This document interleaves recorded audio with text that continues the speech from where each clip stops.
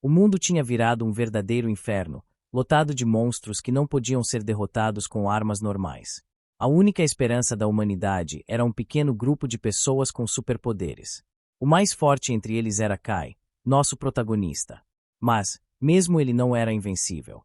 Quando acabou sendo traído por uma organização e preso junto de dezenas de monstros, ele morreu. Só que, por sorte, voltou no tempo, antes do apocalipse. Renasceu no corpo de um bebê, mas manteve suas memórias sobre os monstros e também seu poder mais insano, absorver as habilidades dos monstros que derrotava. Ao olhar ao redor, percebeu que realmente tinha virado um bebê. Enquanto tentava entender a situação, um pé com pantufa entrou no quarto. Kai ficou em alerta, encostando-se no canto do berço. A figura se aproximou e ele ficou cheio de desconfiança, pensando se poderia ser alguém da organização. Mas a mulher se inclinou com uma expressão carinhosa e o chamou de A.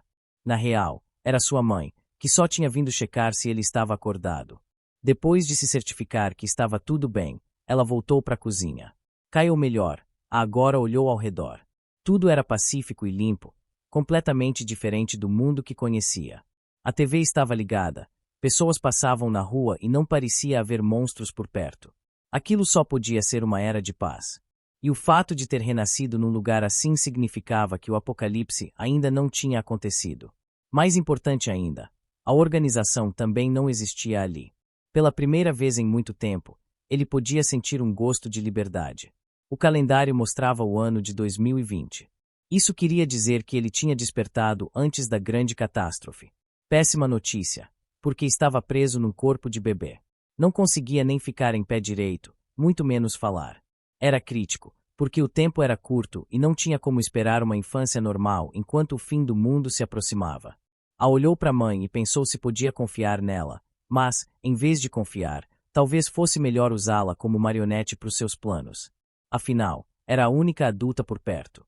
Só que logo viu que ela não tinha muita habilidade, deixou caixas caírem, errou a mão cozinhando e quase incendiou a casa tentando fazer café da manhã. No fim, era meio atrapalhada, mas fazia de tudo para cuidar dele. O problema começou quando a campainha tocou. Era uma entrega. A mãe foi buscar a carteira e deixou a porta meio aberta. Se lembrou de como, no passado, entregadores foram infectados e causaram um caos total. O medo bateu forte quando a porta se abriu e uma voz estranha pediu para pegar o pacote. Como ele temia, do outro lado estava um entregador transformado em monstro. Mesmo num corpo frágil de bebê, a não podia se dar ao luxo de sentir medo. Pegou o que tinha, uma almofada e sua mamadeira. Jogou a almofada no chão, e quando o monstro atacou, conseguiu escapar pulando do berço direto sobre ela. Experiência não faltava, então logo percebeu que não tinha como vencer aquela criatura. Era muito mais forte. Mas lembrou de uma fraqueza comum. Monstros poderosos geralmente eram péssimos em fazer curvas rápidas. Aproveitando isso, rolou sua mamadeira no caminho, o monstro tropeçou, perdeu o equilíbrio e voou direto contra a janela.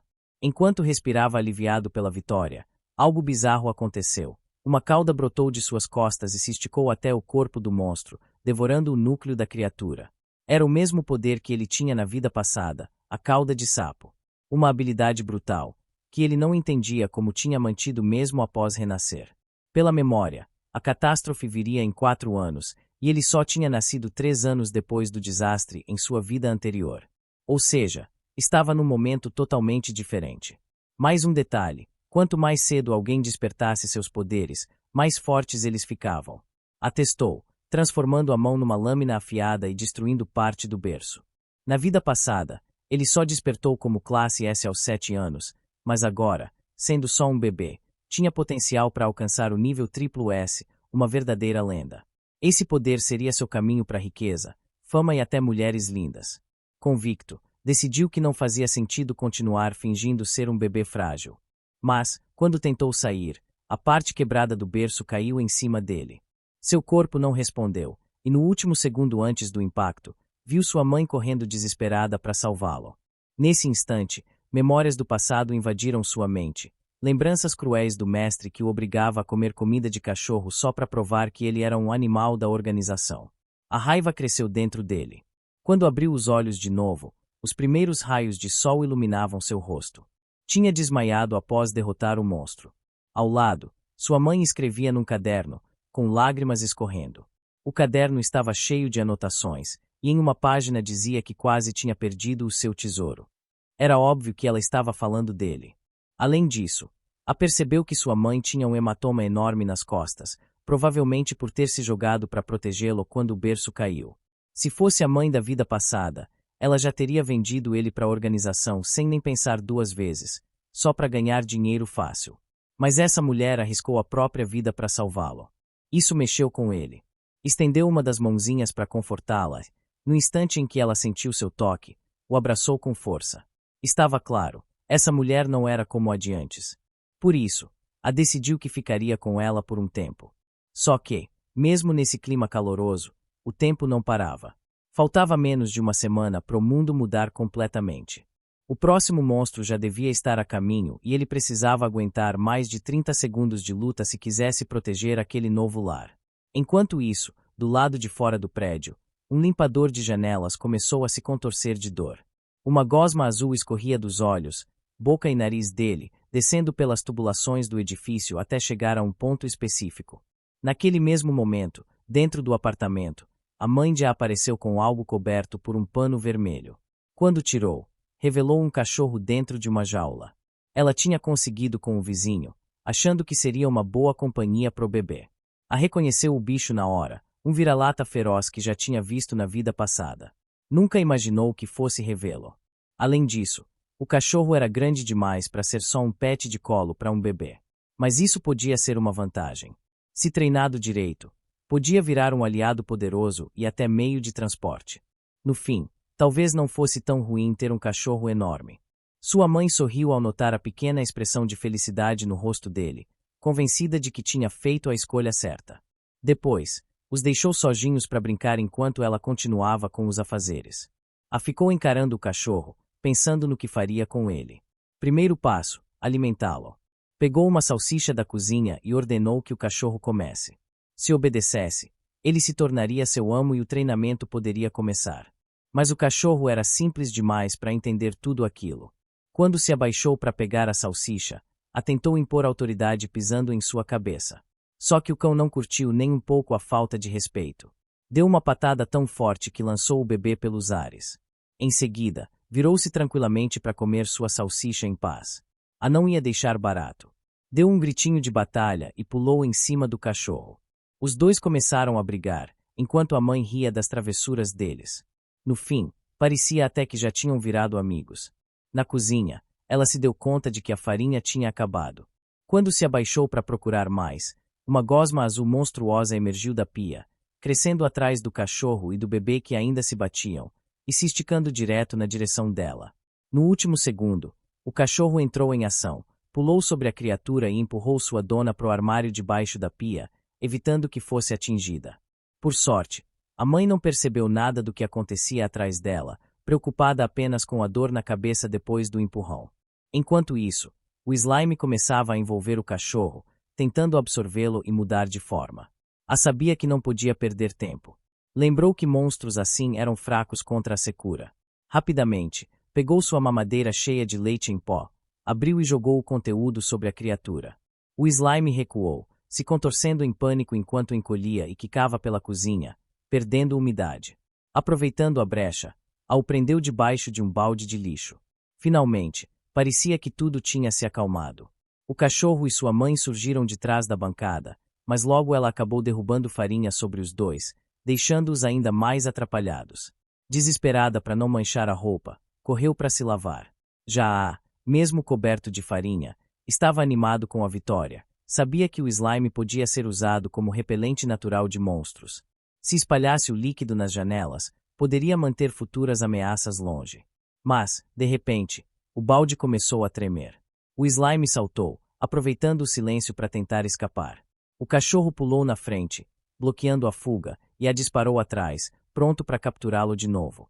Apesar dos esforços de Ai do cachorro, o slime conseguiu escapar de novo, deslizando pela janela como se estivesse debochando deles. Tinha invadido a casa por vontade própria, causado um caos enorme e agora queria sair tranquilão, como se nada tivesse acontecido. Aquela arrogância, mesmo vindo de um monstro fraco, era insuportável. Ai e o cachorro não iam deixar barato. Ele pegou um guarda-chuva próximo como se fosse uma arma e montou no cachorro como num cavalo de guerra. Hora de caçar o inimigo antes que fosse longe demais e arrumasse mais problemas. Descendo até a entrada do prédio, os dois viram o slime no alto de outro edifício. De lá, ele deixou cair um líquido gosmento na cabeça de uma garota que passava por baixo. Ela olhou para cima só a tempo de ver a criatura saltar, tentando engoli-la viva. Aí o cachorro correram com tudo para salvá-la. O bebê pensava rápido: se deixassem o monstro se alimentar dela, seria um banho de sangue, exatamente como já tinha visto tantas vezes na vida passada. Mas também sabia que sua força, do jeito que estava, só aguentava por pouco tempo. Por sorte, o cachorro chegou a tempo e pulou sobre a garota, enquanto a abriu o guarda-chuva para bloquear a chuva de gosma antes que caísse nela. O slime, no entanto, não desistiu, ricocheteou no guarda-chuva e agora partia direto contra o bebê e o cachorro. Sabendo que tinha apenas uma chance, concentrou toda a energia e desferiu um soco usando seu poder. Atravessou o slime de ponta a ponta, destruindo-o de uma vez. A criatura explodiu, espalhando líquido para todo lado, derrotada. Eles tinham vencido. Mas a garota, que tinha acabado de ser salva, estava em choque. Tinha visto os poderes de A em ação. Apavorada, correu sem olhar para trás. Ele entendia. Quem não ficaria traumatizado depois de ver uma cena dessas? O problema maior seria lidar com toda a sujeira deixada pelo monstro. De repente, sua cauda surgiu do nada, escapando do fraldão, e começou a absorver o líquido espalhado no chão. Logo percebeu: podia absorver as habilidades de outros monstros. Antes, em sua vida passada, só conseguia trocar uma habilidade por outra. Agora, parecia que podia acumular várias. Testou e formou uma pequena bola de slime na palma da mão. Funcionava. A cauda tinha evoluído sozinha. Provavelmente, isso se devia à sua idade. Quanto mais jovem alguém despertava, mais forte ficava e mais rápido se adaptava. Kai tinha conseguido usar habilidades só aos 10 anos, e os que despertavam mais cedo acabavam mortos, envenenados pelas toxinas dos monstros. Mas agora, A era ainda mais novo do que qualquer candidato do passado. Seu potencial era absurdo. Enquanto pensava nisso, o cachorro o levou de volta para casa em segurança. Ao descer de sua montaria, A usou seu novo poder de slime para cobrir a área ao redor da casa, criando uma barreira contra ataques futuros. Só que esse esforço drenou todas as suas forças, deixando-o exausto. No estado atual, não fazia sentido pensar em aprender novas habilidades se mal conseguia usar as que já tinha. Mas pelo menos, com a barreira, ficariam protegidos por um tempo. Caído no chão, sem energia, viu o cachorro se aproximar com um olhar nada amigável. Parecia que finalmente ia se vingar pela humilhação de antes. O bicho agarrou-a pela camiseta, e por um instante ele achou que seria devorado. Mas, nesse momento, sua mãe saiu do banho, limpa da bagunça de farinha de antes, e foi checar o filho. Encontrou o bebê abraçado com o cachorro, sem desconfiar que na real ele estava lutando desesperado para se soltar. Algumas horas depois, A conseguiu escapar do peso do cachorro e voltou a trabalhar. Cobriu janelas, dutos de ventilação e até tubulações com o slime especial. Assim, mesmo que o desastre chegasse, a casa estaria protegida por um tempo. Enquanto fazia isso, analisou melhor sua cauda e confirmou: agora podia armazenar até 4 habilidades ao mesmo tempo, em vez de trocar uma pela outra como antes. No momento, tinha a cauda de coiote e o poder de slime, mas só conseguia usá-los por cerca de 30 segundos. Para enfrentar a catástrofe que viria, precisava se preparar muito mais. Ele sabia bem que um dos fatores mais importantes no apocalipse eram os suprimentos. Muita gente não morria para os monstros, mas sim de fome, depois que a cadeia de alimentos colapsava. Quem conseguisse estocar provisões cedo poderia sobreviver, atrair seguidores e até formar um grupo. Só que, como bebê, suas opções eram bem limitadas. Supermercados estavam lotados e cedo ou tarde seriam invadidos pelos infectados. E ele, sozinho, não teria como lidar com hordas de monstros. Enquanto pensava em alternativas, ouviu o celular da mãe vibrar na sala.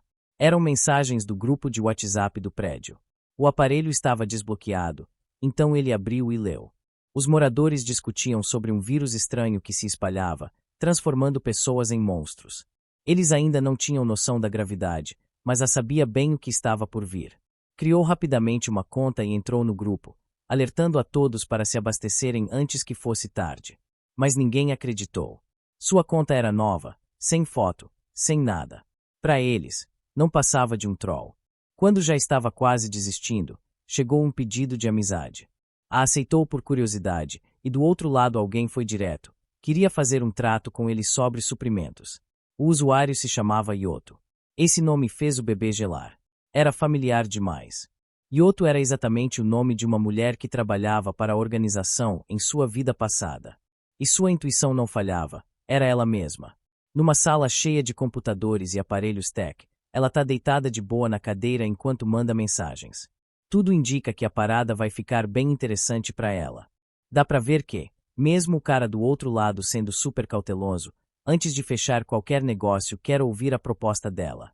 A conversa já começou meio tensa e, com poucas palavras trocadas, Yoto resolve ir direto ao ponto. Oferece qualquer suprimento que ele quiser, comida, água, armaduras, o que for. Mas a informação, essa custa 100 milhões de ienes.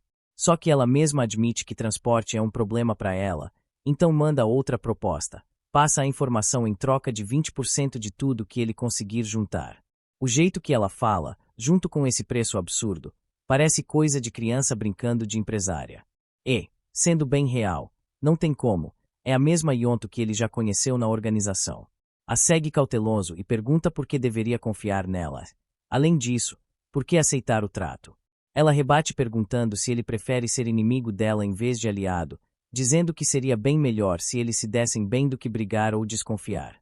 A percebe que seria burrice arrumar treta logo de cara e aceita. Então pergunta onde estão os suprimentos. Ela responde que deixou a info num correio na parte de baixo do prédio dele. Mesmo sem a organização estar oficialmente formada ainda, Yoto já mostra que é perigosa, manipula a informação só em benefício próprio. Quando bota os olhos em um alvo, usa todos os truques possíveis para tirar vantagem. Não tá interessada em amizade nenhuma, só joga a isca para puxar ele para a armadilha. Mas dessa vez, acha não vai cair tão fácil, já conhece as jogadas dela e pretende virar o jogo. Primeiro ele tira um cochilo de 2 horas. Quando acorda, tá cheio de energia e pronto para buscar a informação. Só que surge um problema, o elevador tem câmera de segurança, e ele não quer revelar a identidade tão rápido. Então pensa nas escadas, mas aí vem outro obstáculo, ainda é um bebê, e escadas são impossíveis com esse corpinho. Nesse caso, só resta confiar no parceiro peludo. Olha pro cachorro dormindo no sofá, sua única chance de chegar até a caixa de correio. Tenta acordar o bicho puxando o rabo, mas o dog não curte a ideia. Dá uma rabada nele que o manda voando, deixando até a bochecha vermelha. E pensar que achava que tinha domado a fera, ou ainda não tão no mesmo time. Só que então ele vê uma caixinha de petiscos em cima da bancada e tem uma ideia. Derrama umas guloseimas na mão e leva pro focinho do cão. Em segundos o bicho acorda e aceita o acordo na hora. No fim das contas, apesar da cara brava, é fácil agradar o grandão. Agora com transporte garantido, a missão é chegar no correio antes da mãe acordar. Montado no cachorro, ele desce até a área das caixas de correio. Logo vê um envelope rosa se destacando, com certeza é o alvo. Mas também percebe algo tenso, tem uma câmera bem apontada pro lugar. Yoto claramente quer confirmar quem é ele, e se ela conseguir, vai vender essa info rapidinho, fazendo ele perder a vantagem. Ele precisa se manter anônimo. Então, a solução é confundir a garota. O bebê ativa seus poderes, solta uns tentáculos vermelhos finos e escaneia tudo. Além da câmera do prédio, encontra mais 3 câmeras escondidas, provavelmente colocadas por ela. Tá óbvio, Yoto tá desesperada para descobrir quem ele é. Enquanto isso, na sala de controle cheia de telas, Yoto reanimada, esperando ver quem vai cair na armadilha. Mas, do nada, recebe a notificação de que a informação já foi pega. Ela corre para as gravações, mas tudo que aparece é um cachorro parado em frente ao correio. O que ela não sabe é que, escondido atrás do bicho, Ashan tá lendo o conteúdo da carta num ponto cego das câmeras. Consegue ver tudo de fininho, pega o papel e sai de lá sem ser visto. O panfleto aponta para uma oferta especial num supermercado próximo, parece ser o próximo destino. Enquanto ele lê, Yoto começa a encher o celular dele de mensagens, exigindo saber quem ele é. Ashan, tirando onda, responde que só revela se ela pagar 100 milhões de ienes. Isso deixa Yoto furiosa.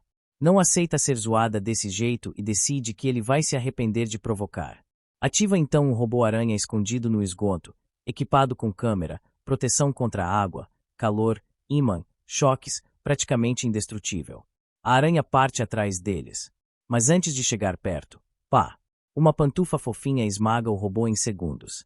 Yoto grita em desespero. O brinquedinho de 30 milhões de ienes foi pro saco. Quem destruiu? A mãe de Ashan, que desceu para procurar o filho quando não o encontrou. Yoto até tenta se consolar porque o sistema de áudio ainda funciona, mas a tentativa de intimidar dá errado. Ela pega o microfone e começa a ameaçar, dizendo que agora que ouviu a voz, pode expor tudo na internet. Só que ninguém responde.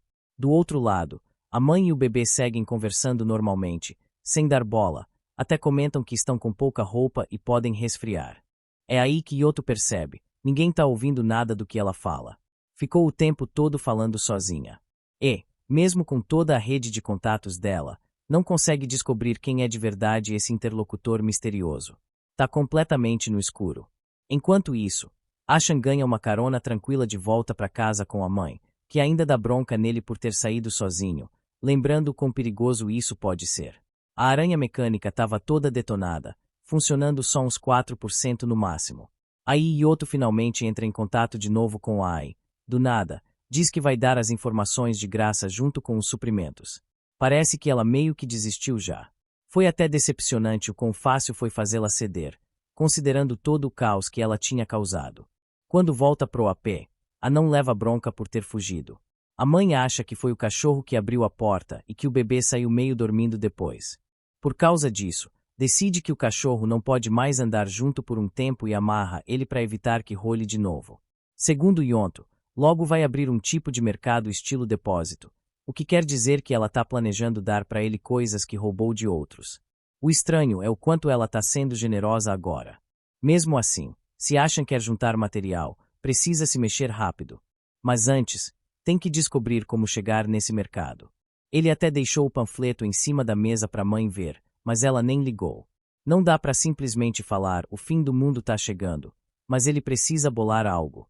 Enquanto pensa, escuta a mãe comentando que só tem leite para 5 dias. Aí vê a chance perfeita. Ele derruba de propósito a xícara de leite na mesa e finge que tá dormindo quando ela chega para ver o barulho. Ao limpar a bagunça, a mãe finalmente percebe o panfleto do mercado, pega e começa a pensar em dar uma olhada. Plano de Ashan funcionando. Chega o dia da ida ao depósito e a mãe coloca roupa rosa nele, o que deixa o garoto bem irritado. Eles saem, deixando o cachorro em casa com comida.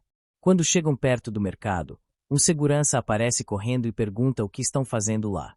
Ele fala que tá rolando uma doença infecciosa e que ninguém devia sair. A mãe tenta explicar que só queria leite em pó pro bebê, mas o cara não aceita desculpas. Ele é funcionário do governo, mas Ashan sabe que logo o governo não vai importar mais. Enquanto ele fala, não percebe um monstro chegando por trás. De repente, o bicho bota a mão na cabeça dele e plá, a cabeça explode como um balão cheio de sangue. A criatura então mira direto na mãe indefesa e no filho. Esse monstro é muito maior que qualquer coisa que Ashan já enfrentou e ainda é do tipo proliferativo, sem ponto fraco fixo. A não queria revelar seu poder ainda, mas se não usar, ele e a mãe vão morrer ali mesmo. Antes de agir, a mãe pega o bebê do carrinho e tenta correr. Só que Ashan sabe, correr não adianta. O monstro é de uma espécie muito mais rápida que humanos. Ela não tem chance. Enquanto a coisa se aproxima, Ashan vê um estojo de extintores na parede e usa seus poderes para quebrar. O gás se espalha e cobre tudo, distraindo o bicho. Isso dá tempo dele escapar dos braços da mãe e atacar, jogando o monstro contra a parede. Ele tem uns 30 segundos antes da fumaça sumir e precisa acabar com aquilo antes da mãe acordar. O núcleo do monstro tá na cabeça. Se acertar lá, morre na hora. Só que mesmo depois do primeiro ataque, a criatura continua firme. A sabe que precisa eliminar de uma vez, sem erro. Dessa vez não tem truque, é ele contra o monstro. Por sorte, já consegue ficar de pé sem se arrastar. O monstro ataca primeiro, mas Ashan desvia rapidinho e usa seus fios de poder de sapo para cortar o inimigo. Não mata, mas arranca sangue. Ele se sente confiante, acredita que pode lutar de igual para igual. Usando o corpinho pequeno, desvia fácil e se balança pelos fios, cercando o monstro. Puxa com força e corta o bicho num instante. Agora tem vantagem, mas ainda precisa acertar a cabeça. O tamanho gigante do monstro até ajuda, porque fica difícil ele acertar o bebê que se mexe rápido. E como precisa se mover veloz, não consegue usar toda a força. Pro monstro, é como tentar pegar um rato rapidão. Ashan vai desgastando o bicho, cortando e enfraquecendo até ele quase não conseguir se mexer. Mas mesmo fraco, o monstro ainda arranca uma das próprias espinhas das costas e lança com força absurda. Ashan desvia, mas a espinha corta a testa dele fundo. Ele recua, mantendo distância. Se o monstro continuar assim, ele não vai conseguir chegar perto para dar o golpe final. O bebê pensa rápido, talvez precise de uma distração, ou até fugir com a mãe. Só que o tempo corre, e os efeitos do uso excessivo do poder logo vão bater. Nesse momento, ele percebe a mãe acordada, lá embaixo, procurando por ele desesperada. Ela dá de cara com o monstro e fica em choque. Ao invés de correr, mete a mão no bolso e tira uma pistola elétrica. Ela dispara, eletrocutando o bicho e paralisando ele por alguns segundos. É a brecha que Ashan precisava. Ele salta de cima do prédio bem na hora que o monstro se recupera e acerta a mãe com um golpe que a joga longe. Ela cai no chão de costas pro inimigo. Nesse instante, a cai com tudo, juntando energia na perna e mirando direto. O monstro levanta os olhos e só tem tempo de ver o bebê descendo como um meteoro. O chute acerta a cabeça em cheio, partindo tudo e matando o bicho na hora. A mãe tá desacordada no chão quando a se aproxima para ver se ela tá bem. Mesmo sem ter criado um apego de verdade por ela, a sabe que a situação teria sido bem pior sem a ajuda dela. Não só veio buscá-lo no meio do caos, como também arriscou a própria vida para protegê-lo. Ainda falta muito para ela se tornar realmente útil para ele, mas pelo menos parece alguém em quem dá para confiar. Só que bem quando ele pensa isso, os efeitos colaterais do poder dela aparecem e ela desmaia do lado dele também. Quando a acorda depois de um bom tempo, descobre que tá com uma faixa na cabeça e que um homem estranho, de olhos vermelhos, tá trocando a fralda dele. Como não faz ideia de quem seja, a reação automática dele é se defender, e acaba fazendo xixi no cara para tentar espantá-lo. Nessa hora a mãe já chega correndo, pedindo desculpa, morrendo de medo do homem se ofender. Mas ele só limpa o rosto com calma, dizendo que provavelmente assustou o garoto, por isso ele reagiu assim. Depois ainda pergunta para a mãe se ela tá se dando bem com o cachorro, o que mostra que ela conhece esse sujeito. Tudo indica que ele é o antigo dono do mestiço, e até agradece por ela ter cuidado do animal. O que realmente incomoda Shan é que a mãe dele viu com os próprios olhos o monstro que os atacou, mas tá fingindo como se nada tivesse acontecido. Ele também percebe que o cabelo dela tá meio úmido. Provavelmente chorou escondido enquanto ele dormia. Em meio a tudo isso, o homem comenta que vai sair para buscar suprimentos e convida a mãe de para ir junto. Shan presta atenção na ideia, porque entende que juntar recursos com mais gente não é uma decisão ruim. Só que antes de se juntar ao grupo, ele ainda tem uma missão: recuperar o núcleo de cristal do monstro que derrotou. Ele salta do carrinho e vai rapidão até os restos da criatura. Usando a cauda de sapo, absorve o núcleo e ganha o poder do bicho. Dessa vez é uma habilidade de endurecimento que se mistura direto com o sangue dele. Nada mal, agora pode usar a cauda como um escudo. Mas quando tá voltando, percebe que o homem estranho de antes está falando no telefone com alguém. Ouve ele dizer que tanto ele quanto a mãe são um peso e que a única razão de estarem juntos é porque, em caso de emergência, vai usá-los como isca. Claramente o cara é maluco e cheio de más intenções. Ele ainda pede para a pessoa do outro lado pegar outro carro e recolher mais suprimentos. Enquanto escuta tudo, Shan acaba esbarrando no caminhão atrás do qual estava escondido. O homem vira na hora, pronto para atacar quem estivesse espionando. Só que ao ver que era apenas um bebê, relaxa, passa a mão na cabeça de Shan e pergunta como ele foi parar ali. Depois continua a ligação e solta. O bebê ouviu tudo, mas não importa, ele é só uma criança. Se precisar, é só matar. Abaixa a cabeça, tenso, entendendo que o cara realmente é perigoso. Mais tarde, todos entram no carro. A mãe coloca-a na cadeirinha enquanto o homem e mais 3 pessoas se ajeitam no veículo. Shan não confia nem um pouco que o maluco esteja dirigindo, mas não pode fazer nada. Se pudesse usar seus poderes livremente, esmagaria o cara e mostraria quem é o mais forte. Os passageiros começam a conversar e a mãe já tenta quebrar o clima oferecendo alguns lanches.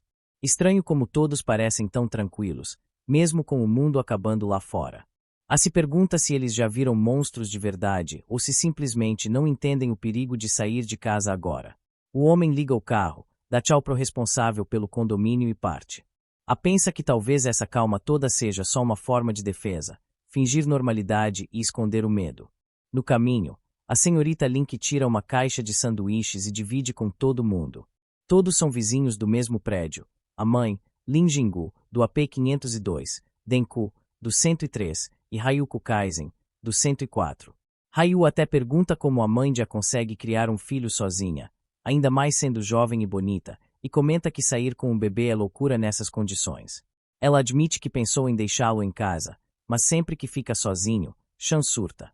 Então, depois de pensar bastante, decidiu levá-lo junto. Chan, desconfortável com a conversa, só pensa mãe, para de falar isso, enquanto ela suspira lembrando das confusões recentes. Na frente Tashi Manoru, do 504. O motorista comenta que Ling já provou ser útil, ainda mais depois de derrubar um monstro enorme com uma arma elétrica. No caminhão que segue atrás, levaram até o cachorro, como reforço extra caso role algum problema. A mãe de A, porém, não lembra o que realmente rolou e nem desconfia que foi o próprio filho quem fez todo o trabalho. Enquanto seguem pela cidade, o motorista percebe que algo não bate. Era para ter mais monstros, mas tá tudo meio vazio demais. Até que vê uma mulher correndo desesperada no meio da rua. Do nada, uma parede explode e uma mão gigante surge, arrastando a coitada. Em segundos, vários monstros a cercam e derrubam no chão. O motorista grita para todo mundo segurar firme e desvia com o carro, quase batendo nos bichos. O caminhão atrás também faz a mesma manobra e passam sem grandes danos. O cachorro late feito louco no banco de trás, enquanto os monstros esmagam a mulher no asfalto. Ela grita por ajuda, mas ninguém consegue chegar perto sem arriscar a vida. Esse dia já estava uma loucura desde que a mãe saíram de casa. E agora, cercados por monstros, a só consegue parar um instante para analisar tudo o que está acontecendo. Todos os monstros com cabeça de inseto tinham marcas de ferrão no pescoço, e isso só podia significar uma coisa. Quem estava controlando eles era algum tipo de ciborgue. Esses parasitas manipuladores eram monstros simbióticos que conseguiam transformar humanos em ciborgues. Sozinhos não eram tão perigosos, mas em bando viravam uma ameaça séria. Enquanto o controlador estivesse vivo e se mexendo, os monstros continuariam se multiplicando, então o ideal seria dar um jeito de fugir dali logo. Só que os outros monstros que não estavam em cima da garota começaram a cercar o carro, prontos para atacar. O motorista já não curtia o quão perto eles estavam. Em segundos, um deles quebrou o para-brisa. A Chan percebeu tudo e sabia que ainda dava para sair vivo daquela situação, mas precisava afastar os bichos antes que ficassem em número absurdo. O problema era que só podia usar seus poderes por 30 segundos, e se gastasse ali à toa estaria ferrado. Ele olhou ao redor, tentando imaginar se algum dos passageiros teria coragem de lutar. Ryuko, desesperada, olhou para a garota sendo espancada e devorada pelos monstros e gritou para os outros pararem de enrolar e irem salvá-la. Isso irritou Chan na hora, porque ele entendeu que aquela mulher só ia ser peso morto para eles. Em vez de ajudar ou pensar numa solução, ela só sabia gritar pedindo que alguém fosse lá. Do jeito que estava, o melhor seria deixar ela para trás. Manoru então falou que não adiantava tentar resgatar, já que no pescoço dela tinha o mesmo ferimento que os monstros, o que queria dizer que já era tarde demais. Ele mostrou que tinha bom olho, mas provavelmente era velho demais para brigar de frente. Talvez pelo menos conseguisse carregar suprimentos. O motorista perguntou se deviam ir direto para a briga, mas avisou que, se fossem, tinham que lidar com os monstros primeiro ou todos morreriam. Chan não curtiu a ideia, achou que o motorista parecia mais interessado em causar um banho de sangue do que realmente salvar alguém, e não dava para confiar nele em situações sérias. Já o motorista do caminhão atrás, provavelmente Denko, pegou um objeto pesado no carro e disse que ia ajudar no que pudesse. Ele parecia covarde, mas talvez fosse daquele tipo que enlouquece no meio da luta. Tentava mostrar que não tinha medo, mas estava na cara que não era confiável. Até ali não parecia ter ninguém no veículo capaz de enfrentar os monstros. A mãe de Chan então tirou da bolsa a arma elétrica que tinha usado antes. Ao ver isso, Denku desistiu de sair e disse que não precisava mais, já que ela ia cuidar do problema. Só que, enquanto todos discutiam, de repente um objeto pontudo atravessou o carro e acertou o peito de Denku. Em segundos, o corpo dele foi arremessado para fora como se fosse um boneco de pano. Logo depois, garras afiadas cravaram no carro e um monstro inseto diferente enfiou a cabeça dentro do veículo, matando Ryuko na hora com uma estocada.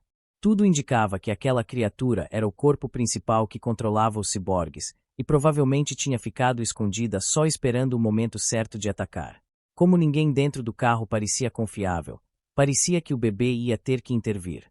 Mas quando ele ia se levantar, um ferrão voou em direção à sua mãe. Ele não foi rápido o bastante para impedir, mas, em vez de acertá-la, o ferrão se cravou no banco. Todo mundo olhou para o banco da frente e viu Manoru segurando o monstro, impedindo o ataque. Com uma calma absurda, ele percebeu que estava cara a cara com o líder dos monstros. A criatura tentou esfaquear seu rosto, mas Manoru agarrou o ferrão e quebrou com as próprias mãos. Ficou claro que aquele homem não era comum, tinha conseguido segurar o chefão sem arma nenhuma. O bicho gritou até que o velho fincou o próprio ferrão dele em seu pescoço, e então morreu. Manoru jogou o corpo para fora, limpou o rosto cheio de sangue e resmungou sobre como estava ficando velho e cansado. Shan olhou para ele impressionado, percebendo que aquele velhote na real era uma potência. Mas logo entendeu que a luta não tinha acabado. O monstro no chão entrou na segunda fase, e ninguém podia baixar a guarda. A Shan sabia que só atacar o coração não bastava, e como não tinha voz para avisar, gritou com tudo que tinha. Isso fez o velho virar na hora e escapar de um ataque surpresa. Manoru reconheceu de cara aquele tipo de monstro, já tinha enfrentado quando era da Divisão Especial de Combate. Isso explicava sua força e precisão. Ele saltou para fora do carro e foi direto para cima do monstro para acabar com ele. Como não dava para derrotar do jeito normal, decidiu usar toda a sua força. Agarrou a cabeça do bicho e deu uma joelhada brutal, partindo o crânio de imediato. Só por isso já dava para ver que ele tinha técnica refinada e que sua decisão de atacar a cabeça foi instinto militar. Shan percebeu que esse cara tinha habilidades bem acima dos outros. Em sua vida passada, quando era o cachorro da organização, ele tinha ouvido que depois do colapso do governo, o exército virou a maior resistência contra os monstros e que a Divisão Especial de Combate era um espinho no pé da organização. Graças ao esforço do velho, agora eles podiam seguir até o supermercado e pegar os suprimentos que tanto precisavam. A mãe de Shan sugeriu voltar para casa, mas Manoru cortou na hora, dizendo que voltar podia ser ainda pior, então tinham que seguir em frente. Finalmente parecia que tinham alguém confiável no time. Mas Shan já pensava em como usar isso a seu favor, talvez mandar uma ordem militar falsa, chantagear Yonto para entregar informações ou até grudar no velho e obrigá-lo a protegê-los. Só de imaginar usar Manoru pro seu benefício, Shan deu um sorriso malicioso. Enquanto bolava isso, o velho fez carinho na sua cabeça e disse para a senhorita Lin ficar perto dele e de Shan para poder protegê-los melhor. Ela aceitou na hora, prometeu não ser peso morto e segui-lo de perto. Ele respondeu que não esperasse muito, que só queria ajudar. Ela agradeceu por ter derrotado o chefão, mas ele disse que não precisava. Afinal, se Shan não tivesse chorado na hora certa, ele teria morrido. Depois virou pro bebê e disse, quanto mais bobo é alguém, mais quer se aproveitar das coisas. Isso deixou Shan gelado, parecia que o velho tinha lido seus pensamentos. Ele cruzou os braços e aceitou em silêncio a ajuda do homem, mesmo sabendo que a bondade dele podia acabar virando sua perdição. Depois de muito esforço, finalmente chegaram ao supermercado que tanto queriam, mas para surpresa deles a grade estava fechada. O aviso dizia que estaria aberto, mas claramente estava fechado. Shan logo suspeitou que Yonto tinha fechado o lugar remotamente com suas habilidades de hacker. Que de repente o portão se abriu e o motorista explicou que um amigo dele tinha liberado a entrada de outro lugar, mostrando o celular e sorrindo. Isso só deixou Shan mais desconfiado. Então ele pegou o celular da mãe e viu uma mensagem de Yonto dizendo que tinha visto o carro pelas câmeras e ela mesma abriu a grade. Isso confirmava que o motorista conhecia Yonto, o que complicava ainda mais, já que os dois eram suspeitos para ele. No fim, entraram no supermercado exaustos, mas finalmente no destino. O lugar era enorme, cheio de suprimentos no depósito, sem câmeras, o que tranquilizou Shan, já que podia usar seus poderes sem medo de ser flagrado. Ele também notou que o velho tinha trazido um estoque de armas, o que fazia sentido para um ex-soldado da divisão especial. Mas aí perceberam que o cara que guiou eles até ali simplesmente tinha sumido. Também não havia funcionários, então não tinha como comprar ou registrar nada. E, enquanto tentavam entender o que fazer, um som de palmas ecoou pelo prédio. Eles olham para frente e veem o motorista agora com um sorrisinho arrogante, batucando os dedos nas caixas ao lado. Aí ele manda, cheio de confiança, que tudo na loja já foi comprado pela organização dele. O coração de Kai despenca na hora. Era exatamente isso que ele mais temia. Sem dúvida, o cara é da organização. Até o cachorro sente e começa a latir sem parar. O motorista então tira a máscara de bonzinho e admite que só usou eles para entrar no mercado. Agora que conseguiu o que queria, vai descartar todo mundo como se fosse lixo. Enquanto fala, Kai repara numa tatuagem no braço do cara, a marca definitiva da organização. O sujeito anuncia, com voz carregada de ameaça, que o supermercado agora pertence à Sociedade de Lotus do Leste e deixa bem claro seu recado pro velho militar, sacando uma arma e mandando ninguém se mexer. O nome dessa sociedade pega Kai de jeito, porque ele sabe bem que essa facção não é qualquer uma. São os precursores, responsáveis pelo chamado Projeto da Casa, e já cometiam crimes antes mesmo da calamidade começar. Por isso estão juntando suprimentos, já sabiam do desastre que vinha aí. Tudo faz sentido, até aquela sensação ruim que Kai teve com a arrogância do motorista. Mas seja quem for esse cara, o bebê Kai tá pronto para derrubá-lo. Lin e o velho entendem rápido a gravidade da situação e notam os capangas cercando o lugar. Ainda bem que o veterano já estava pronto. Sem pensar, agarra uma pá e a lança com força no gerador próximo, enfiando a lâmina fundo e provocando um estrondo ameaçador pelo salão. O motorista, no entanto, não se abala, continua calmo, o que deixa o velho em alerta. Em seguida, ele abre um sorriso de confiança e mostra um controle remoto para acionar o carrinho cheio de suprimentos. O veterano tenta impedir, mas é arremessado para trás por uma pilha de caixas que cai em cima dele. Quando se levanta, já tá com o cano de uma pistola na cara. O cara da organização ri e garante que não vai deixar um velho militar escapar tão fácil. É aí que Lin dá um passo à frente, arma na mão, e manda o motorista recuar ou ela atira, exigindo também que ele explique o que realmente quer. O homem, achando tudo um entretenimento, zomba da ingenuidade dela, perguntando se ainda acreditaria na inocência dele depois que ele atirasse. Lin, sempre otimista demais, sugere dividir os suprimentos como se fosse um piquenique. Isso arranca dele uma risada verdadeira de tanta ingenuidade. Depois, ele explica que quando deixou o cachorro com ela não foi bondade, é que, quando foi cobrar o dono, o cara já estava morto, então decidiu largar o bicho junto. Naquele dia, quando Lin apareceu, achou que seria divertido ver alguém cuidando ao mesmo tempo de um bebê e de um cão adulto. E até que funcionou, mas agora ele deixa claro, não tem comida para todo mundo. Seus capangas levantam as armas e o chefe declara que pessoas fracas como Lin deviam morrer. Essa fala traz de volta a Kai lembranças horríveis de quando estava preso na organização, comendo rato para sobreviver, sendo tratado como lixo, exatamente como agora. O cachorro sente o perigo e se prepara para atacar, enquanto o bebê cospe uma baba grossa no gerador, causando um apagão total. O chefe manda parar os tiros até a visão voltar, mas Kai aproveita o caos, ativa seu poder e parte para cima dele. Antes, porém, o velho se adianta e acerta um chute no chefe, deixando Kai chocado. Eles se encaram, e Kai percebe que foi um erro gigante ser visto por um ex-militar, porque pode acabar sendo considerado um monstro de laboratório. O velho pensa o mesmo, suspeitando que o bebê seja uma criatura anormal. Quando ele se prepara para atacar, Kai salta para um instante alta, bem no ponto cego. O veterano acende a lanterna, e mesmo que Kai quisesse acender a luz também, prefere não arriscar. Agora só lhe resta eliminar o velho primeiro. Mas o plano é interrompido por um barulho estranho. Todos olham para cima e veem uma massa viscosa caindo, distraindo geral. Com um sorriso malicioso, Kai se ajeita no carrinho para assistir o show. A baba toma a forma idêntica do velho, virando um clone que o ataca de imediato. Logo cada um enfrenta sua própria cópia. O veterano xinga baixo e se prepara para o combate contra seu duplo. Lin implora pro dela não se aproximar, mas o clone ignora.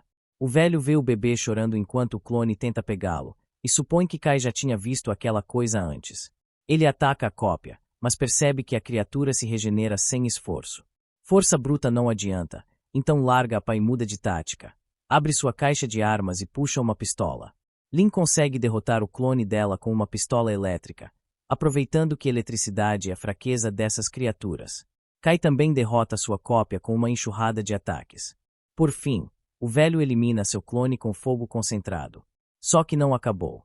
Outra cópia vai para cima de Lin, mas o veterano a salva com um tiro certeiro. Mesmo assim, a criatura tenta se recompor, e ele continua disparando até deixá-la quase destruída. Nesse meio tempo, o chefe, que estava fora de combate, se levanta de novo. Como o velho está ocupado com a gosma, Kai fica em apuros. Ele não pode usar seus poderes de forma aberta, senão será descoberto. De repente, o chefe o agarra como refém e ameaça Lin e o veterano para que larguem as armas. Mas isso só facilita a vida do bebê.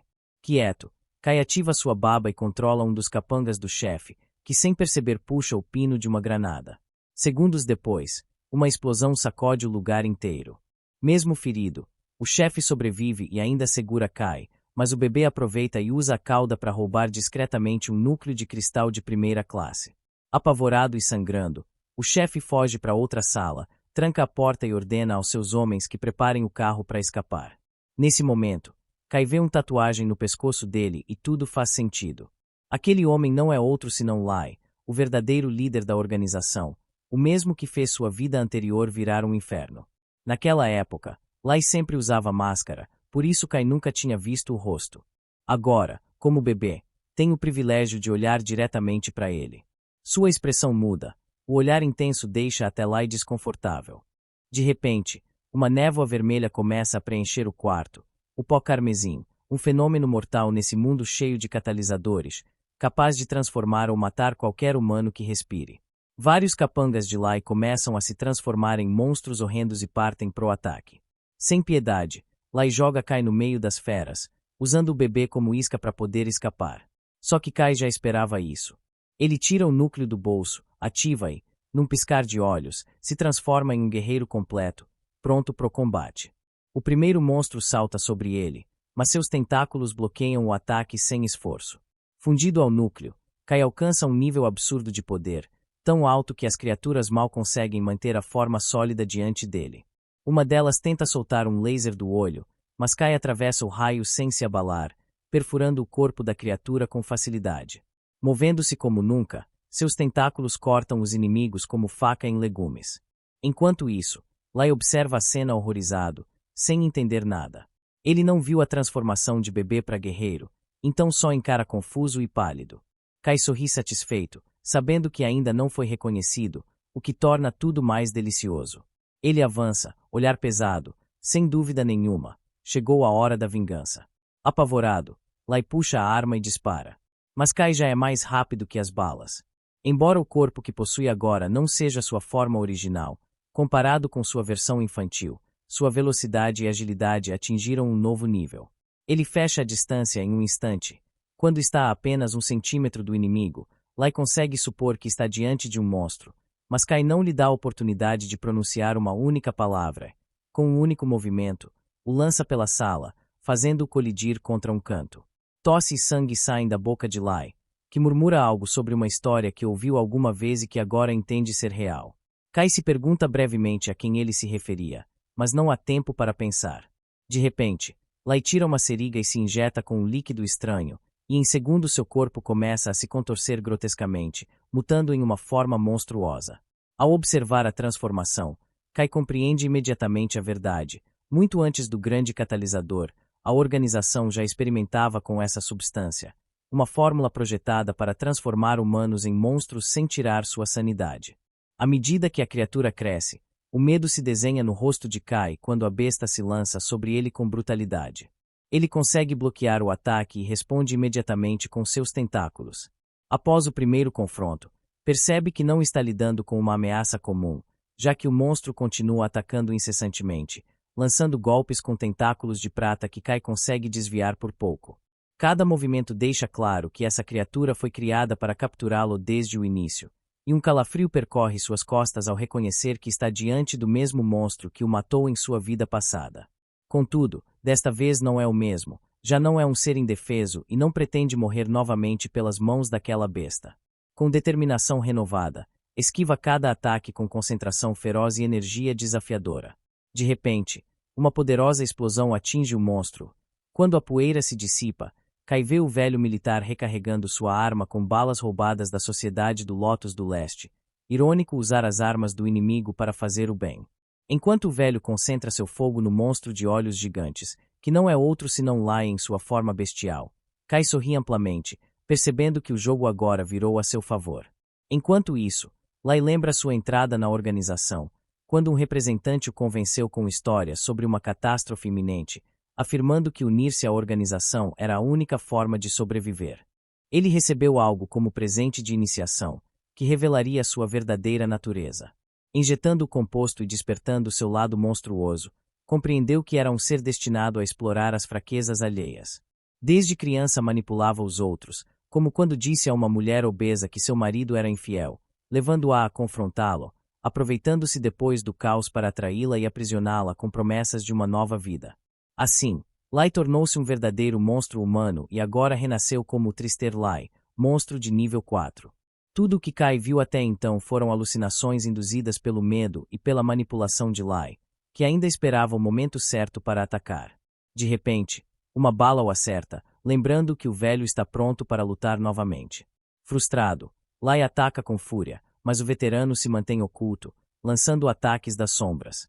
Lai tenta novamente, mas se depara com uma série de explosões que criam fumaça densa, dificultando a visão. Aproveitando a confusão, Kai se move sorrateiramente, alcançando o ponto cego do inimigo e atacando. Lai amaldiçoa ao perceber que Kai se libertou da ilusão rápido demais. Kai avança sem hesitar, gritando que Lai não passa de um trapaceiro de nível 4, alguém que nunca será especial, e o ataca com seus tentáculos. Desesperado, Lai amaldiçoa aqueles membros. Tentando recuperar vantagem, tenta envolver Kai em outra ilusão, mas sua habilidade falha. Frustrado, lembra da vez em que Kai caiu no passado por uma alucinação. Agora, Kai, silenciosamente agradecido por aquela amarga lição, libera todo o seu poder. O medo surge no rosto de Lai quando Kai avança a toda velocidade. Embora o trapaceiro se defenda, sangra abundantemente após o ataque. Kai, mantendo a calma, pergunta se ele terminou, embora saiba que é apenas o começo. Em 2 horas outra onda de pó carmesim chegará, abrindo portas do inferno como nunca antes. Preparando o golpe final, Lai tenta impedir, mas Kai responde firme que não está interessado em ouvir suas últimas palavras. O velho observa o desenrolar da batalha e Kai entende que Lai continua um rival formidável, ainda desejando lutar apesar dos ferimentos, então decide acabar com ele de imediato, mirando o pescoço. No entanto, uma ilusão o detém. Sua mãe aparece implorando que ele não a mate também. Este momento de dúvida custa caro, pois uma série de explosões impede que o golpe seja desferido. Aproveitando a abertura, Lai lança outro ataque, que Kai esquiva por pouco, deixando claro que a luta não terminou. Enquanto se reincorpora, Lai arrogante afirma que Kai não poderá matá-lo, que agora pode ler seus pensamentos e antecipar todos os movimentos, e acrescenta que Kai só tem um ataque restante. Kai considera deixar o velho terminar o trabalho, mas Lai, como se lesse seus pensamentos, desvia de uma bala disparada pelo veterano e zombaria, perguntando se ele permanecerá parado como sempre. Kai mal sussurra ao perceber que armas comuns não funcionam contra um monstro de nível 4.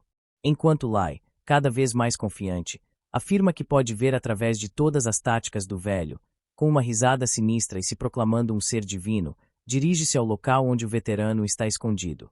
Mas assim que pisa no lugar, uma granada previamente colocada pelo velho explode, ferindo-o.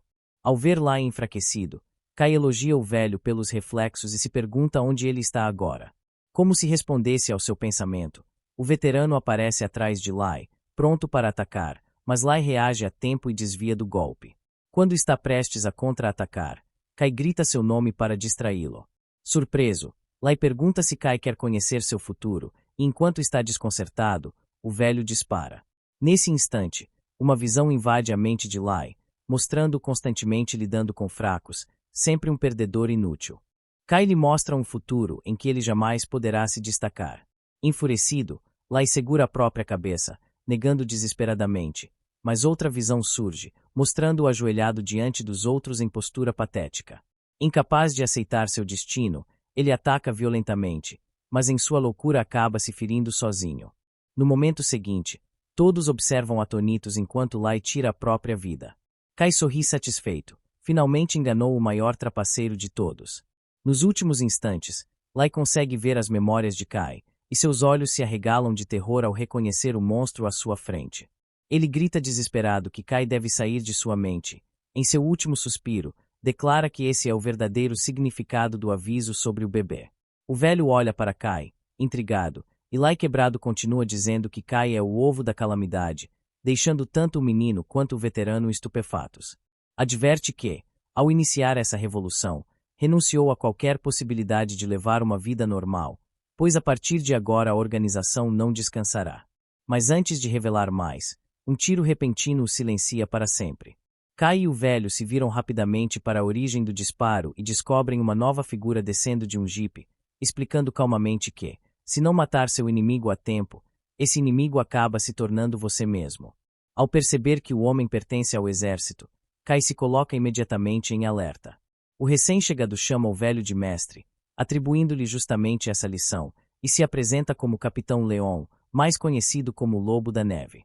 Antes que mestre e aluno troquem saudações formais, outro monstro aparece atrás de Leon, mas este, sem se mover ou se abalar, elimina-o instantaneamente, deixando Kai, que observa de trás de uma caixa, completamente surpreso. O velho diz a Leon que veio intencionalmente porque quer voltar para casa e cuidar de sua neta.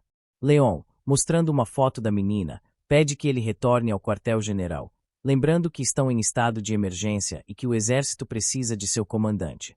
Kai percebe que o velho é, na verdade, o comandante supremo do exército. Leon pergunta se quer confirmar pessoalmente a segurança da neta, e o veterano concorda. Kai, assustado, sem saber o que fazer, atrai a atenção de ambos ao se mover, e Leon já aponta a arma para ele. Felizmente, Kai havia retornado à forma de bebê a tempo. Leon, desconfiado, pergunta se ele é o monstro que viu recentemente. Kai se encolhe, temendo ser atingido, até que o velho intervém, explicando que foi ele quem colocou o bebê ali. Ao pegá-lo nos braços, sussurra para Kai continuar fingindo, e o menino começa a chorar como o bebê. Leon comenta que o papel de bebê lhe cai muito bem.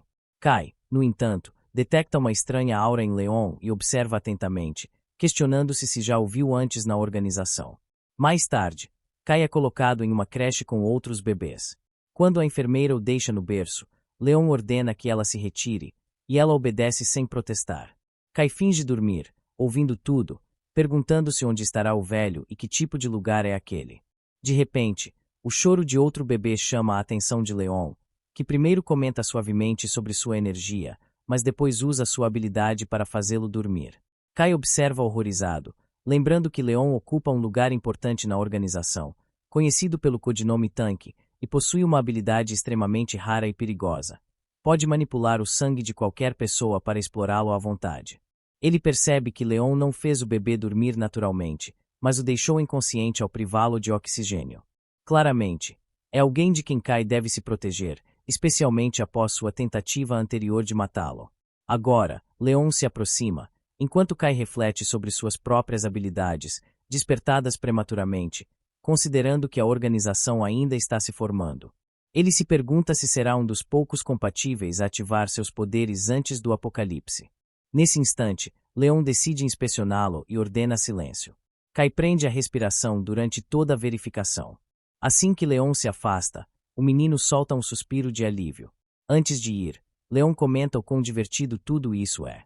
Quando se vai, Kai se certifica de que ele realmente se foi e salta imediatamente.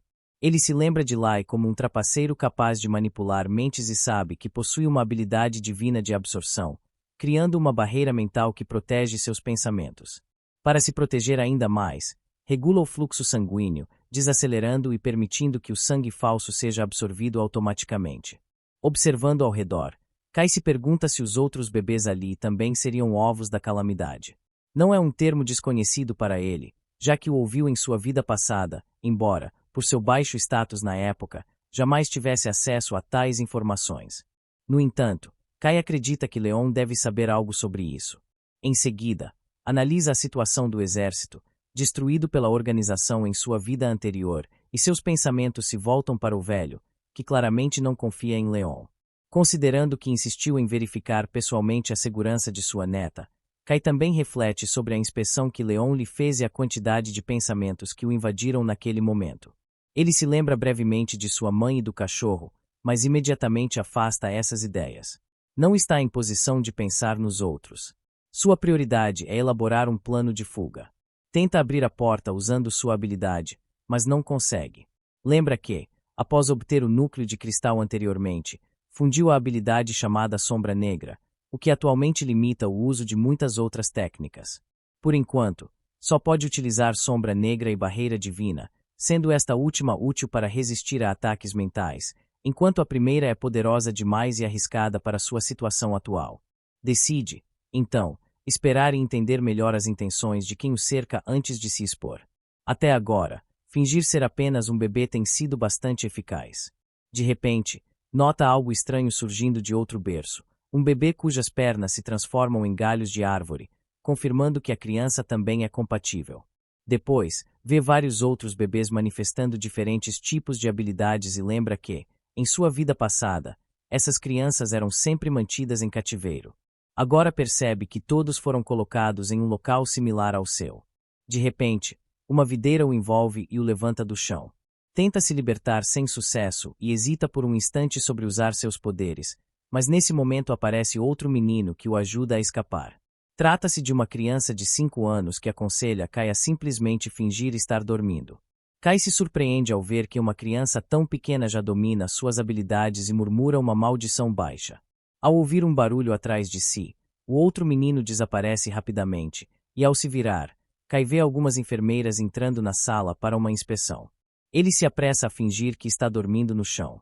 A chefe das enfermeiras ordena que todos os bebês sejam recolhidos, e uma delas o pega também. Enquanto tudo isso acontece, Kai se pergunta o que realmente está acontecendo e qual é o objetivo de tudo isso. Pouco depois, todos os bebês são colocados no chão, e ao entreabrir os olhos, ele se vê envolto em escuridão total. Um pensamento aterrorizante cruza sua mente. Vão obrigá-los a lutar até a morte. Não o surpreenderia, pois essa era uma prática comum na organização em sua vida passada. Além disso, percebe a presença de alguém da organização por perto. Começa a engatinhar enquanto outros bebês também se levantam, e ao olhar para cima, vê Leon observando-os de um andar superior. Antes que possa processar mais, vê um monstro se aproximando de um dos bebês. Inicialmente, Kai pensa que as crianças seriam comida para a criatura, pois não se lembra de ter visto bebês em sua vida passada. Mas então percebe que o monstro está acorrentado, embora isso não signifique que estejam seguros. Supõe que as correntes sejam temporárias e que o monstro será liberado em algum momento. Todos presentes sentem medo. O menino de antes avança, pega o bebê que chora e o coloca em um lugar seguro, longe da criatura. Observando os outros bebês e Leon, Kai conclui que todos foram reunidos ali para lutar contra o monstro e assim forçar a ativação de suas habilidades. Isso se encaixa no que ele sabe sobre o plano da organização conhecido como Plano do Cão de Casa. Após a queda de Lai, o plano foi delegado a Leon. Nesse momento, Leon revela que tudo o que disse diante de seu mestre foi uma farsa e, em seguida, com um sorriso cortês, pede a todos que não o decepcionem enquanto pressiona um botão que inicia o teste. As correntes que prendiam o monstro se quebram, e a besta corre diretamente em direção a Kai, que mal consegue desviar, embora seu ouvido seja ferido. Ao observar o monstro, possivelmente de segundo nível, e embora confie que pode derrotá-lo, não está tão certo em relação aos outros. Olhando ao redor, vê que as outras crianças estão completamente aterrorizadas, e uma delas começa a chorar, atraindo imediatamente a atenção do monstro. A besta muda de alvo e se dirige à criança, mas nesse instante, a menina ao lado do bebê se assusta, fazendo com que sua habilidade relacionada a galhos de árvore se manifeste instintivamente. Várias videiras emergem. Kai, ao ver isso, faz um sinal de aprovação com o polegar, esperando que a menina consiga manter o monstro sob controle por mais um pouco. Nesse momento, Leon também nota a manifestação da habilidade da menina, identifica-a como um tipo de trepadeira e comenta que é uma habilidade promissora, especialmente considerando que ela está apenas no nível 1. No entanto, sua atenção rapidamente se volta para nosso protagonista, que até agora não mostrou nenhuma habilidade. Ainda assim, ele está convencido de que Kai deve ser um usuário de habilidades e acredita que ele definitivamente despertará seus poderes quando se vir encurralado em uma situação extrema. Nesse exato instante, o monstro consegue se libertar das videiras com uma explosão de força e se prepara para liberar todo o seu poder.